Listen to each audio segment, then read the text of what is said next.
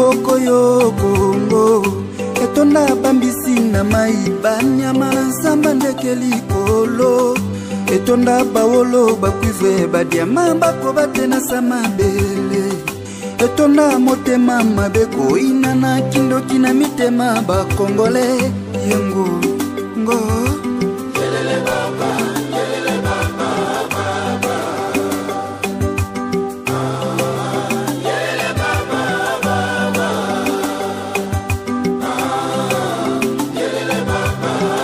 Mongala azuwa bokonzi moluba tomboki ya komi opposant Mokongo azuwa bokonzi moswahili na mondoki ya kotizamba Toko suka wape mboko yo Kongo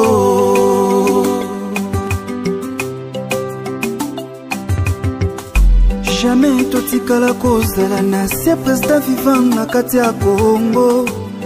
Bango nyuso bakufa pona mitema mabe ya bakongole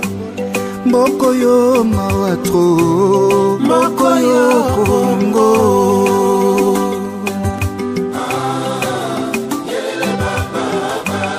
Nani wansambe Yesu amasiya wani Ba pasteur pe mangomba etandi mboka kasi toweli banso kote ya se na mboka mopaya nani ako kangola Kongo na kindoki likunya pe motema mabe Beto solana beto kuma mutu mosia Timembike tunga kave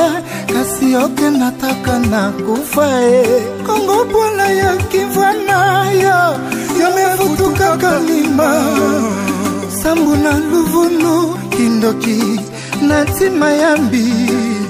Mekuma kalela ba kongole beto salakeba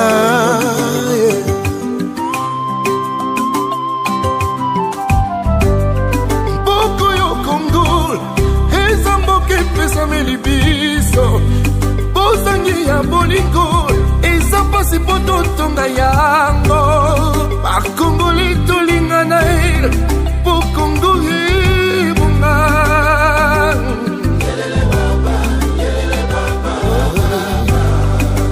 Onzambia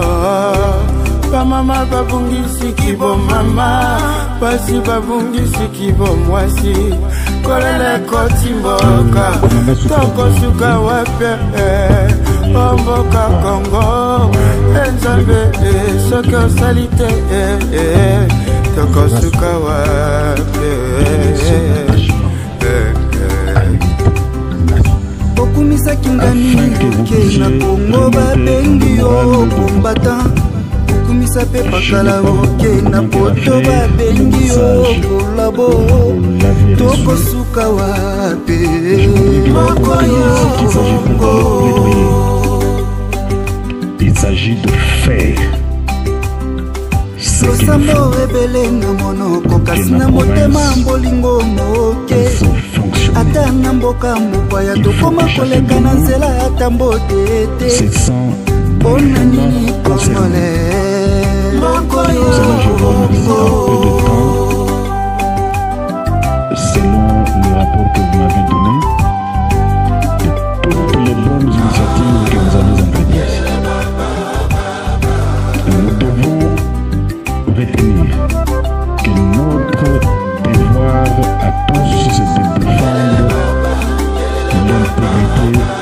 de la République démocratique du Congo. Si tous nous sommes engagés, que si nous devons rester vivants, comme je l'ai dit l'autre fois, c'est ici au Congo, pas ailleurs. Et si nous devons rester morts, c'est ici au Congo. Nous allons faire tout